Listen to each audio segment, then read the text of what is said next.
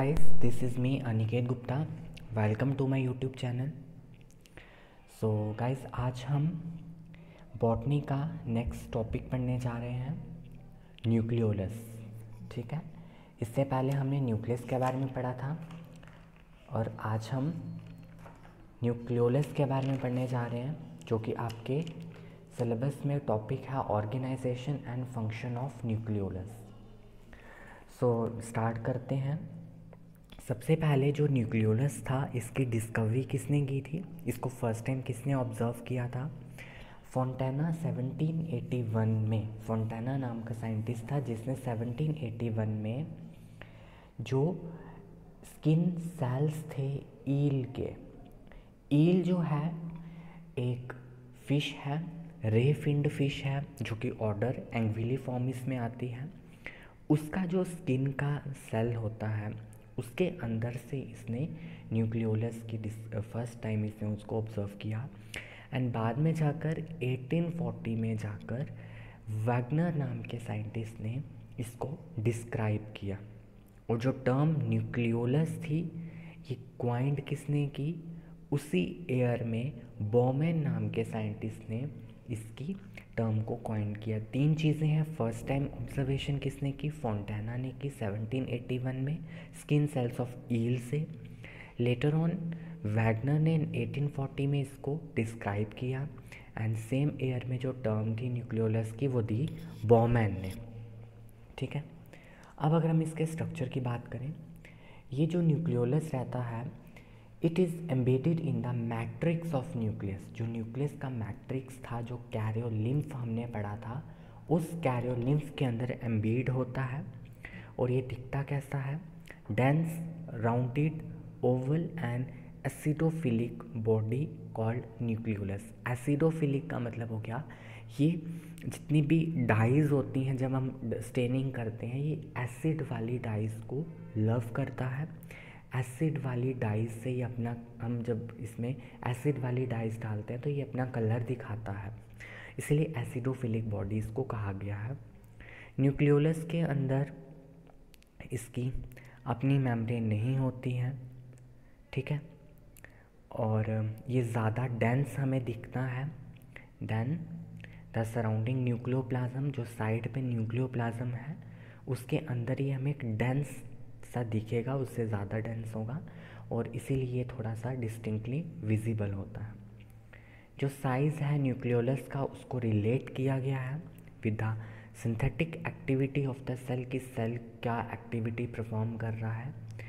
उसी बेसिस पे हमने इसका न्यूक्लियोलस का साइज़ को रिलेट किया है। नंबर जो है न्यूक्लियोलाई का, न्यूक्लियोलाई हो गया सिंगुलर, न्यूक्लियोलस हो गया प्लूरल। न्यूक्लियोलाई का जो नंबर है न्यूक्लियस के अंदर वो किसके ऊपर डिपेंड करता है? Depends upon the number of chromosomes and species, क्योंकि हर एक स्पीशी का अपना क्रोमोसोम है, नंबर है। उसी बेसिस पे जो इसका नंबर है न्यूक्लियोलाई का या न्यूक्लियोलस का, ये डिपेंड करता है number of chromosomes and species के ऊपर। There may be only one nucleolus in many plants and animal cells for each haploid set of chromosome. हर हैप्लॉइड सेट ऑफ क्रोमोसोम के लिए एक न्यूक्लियोलस प्लांट और एनिमल सेल में होता है। कुछ सर्टन हेटेरोक्रोमैटिक रीजन्स होते हैं स्पेसिफिक क्रोमोसोम्स के। अब जब हम क्रोमोसोम का स्ट्रक्चर पढ़ेंगे वहाँ पर NOR रीजन आएगा।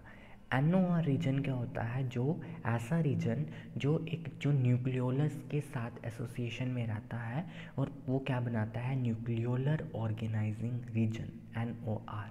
ठीक है, जब हम क्रोमोसोम का स्ट्रक्चर पढ़ेंगे वहाँ पर हम इसका जिक्र होगा।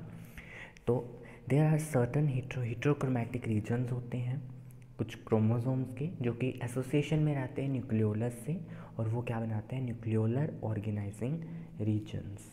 ठीक है, इसके बाद है जो न्यूक्लियोलस होता है रिलेटिवली लार्ज है, स्फेरिकल बॉल लाइक स्ट्रक्चर है। इंटरफेस न्यूक्लियस का, किसका? इंटरफेस न्यूक्लियस का। आपने जो हम मियोसिस माइटोसिस के फेसिस पढ़े हैं, इंटरफेसिस वगैरह, तो वहाँ पर ये जो है ये हमें किस तरह से देखने को मिलता है?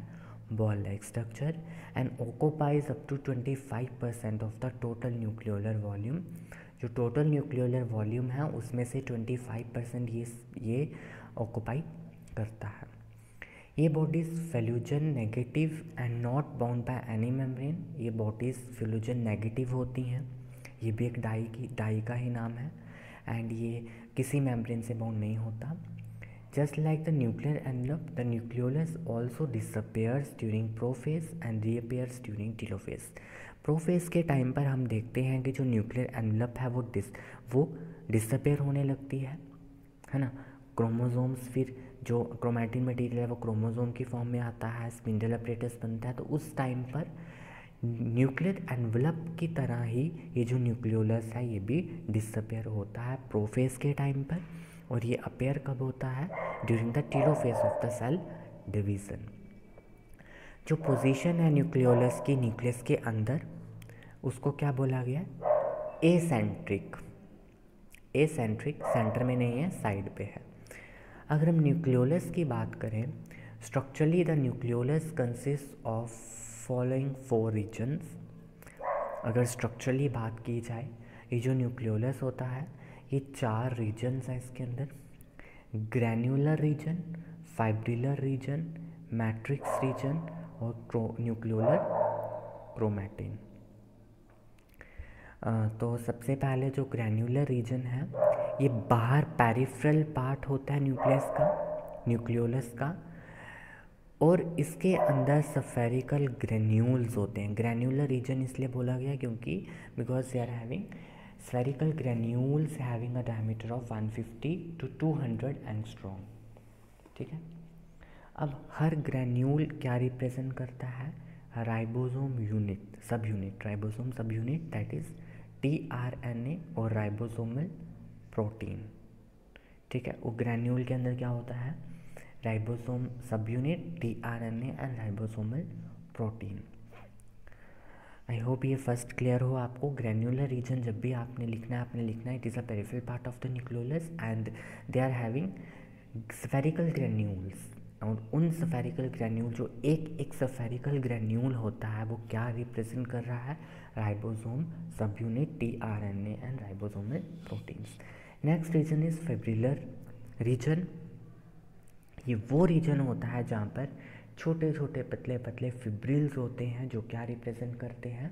RNA precursor molecules. RNA precursor molecules means जो RNA को बनाने में हेल्प करेंगे, जो इन फ्यूचर RNA बनेंगे। ठीक है, तो ये फाइन फाइब्रिल्स वो रिप्रेजेंट करते हैं। और ये फाइब्रिल्स कितने लॉन्ग होते हैं? 50 to 80 एंगस्ट्रॉम लॉन्ग होते हैं। ठीक है, मैट्रिक्स जो है ये अमॉर्फस होमोजीनियस प्रोटेनिशियस रीजन होता है, लो इलेक्ट्रॉन डेंसिटी का, इसको मैट्रिक्स बोलते हैं। जो कि पूरा उसके अंदर फैला होता है, उस न्यूक्लियोलस के अंदर फैला होता है, इसको पार्स एमॉर्फा के नाम से भी जाना जाता है। ठीक है, तो मैट्रिक्स हम जनरली क्या बोलते हैं? एक पूरा एक सबस्टेंस जो पूरा फैला हुआ है, मैट्रिक्स हम जनरली उसको कहा जाता है, और ये उसके अंदर भी प्रेजेंट होती है। डी जो स्ट्रक्चर, एक और लास्ट स्ट्रक्चर जो इसके अंदर होता है वो होता है न्यूक्लियोलर क्रोमैटिन, जो कि मैं पहले भी बात कर चुका हूँ। Nucleolar chromatin, it consist of chromatin fibres of nucleolar chromosome. एक न्यूक्लियोलर क्रोमोसोम भी होता है, उसके क्रोमैटिन फाइबर्स होते हैं। ये फेल्यूजन पॉजिटिव होता है। इसके अंदर डीएनए होता है that serves as a template for RNA synthesis. RNA synthesis के लिए डीएनए चाहिए होता है, और वो डीएनए क्या करता है? सर्व करता है as a template for RNA synthesis. यहाँ तक आई होप आपको क्लियर हो। इसके बाद जो क्रोमैटिन है ये ऑक्यूपाई करता है peripheral part of the nucleolus, और इसको हम पेरी न्यूक्लियोलर क्रोमैटिन भी बोलते हैं। ठीक है, इनग्रोथ जो है from peri nucleolar chromatin into the interior of nucleolus are called intra nucleolar chromatin. मैं इसकी डायग्राम के से आपको इस चीज़ को क्लियर करूँगा। यहाँ से क्या होता है, जो हमारा पेरी न्यूक्लियोलर क्रोमैटिन है, जो पेरिफेरल वाला पोर्शन है, वहाँ से इनग्रोथ्स आती हैं। इंटीरियर ऑफ द न्यूक्लियस, अंदर की तरफ इनग्रोथ्स आती हैं और उन इनग्रोथ्स को हम क्या बोलते हैं, इंट्रा न्यूक्लियोलर क्रोमैटिन। क्या बोला जाता है उनको, इंट्रा न्यूक्लियोलर क्रोमैटिन। सो न्यूक्लियोलर क्रोमैटिन में आप क्या लिखोगे, क्रोमैटिन फाइबर्स होते हैं न्यूक्लियोलर क्रोमोसोम के, फाइलोजन पॉजिटिव है, इसके अंदर डीएनए है जो कि सर्व करता है टेम्पलेट फॉर आरएनए सिंथेसिस।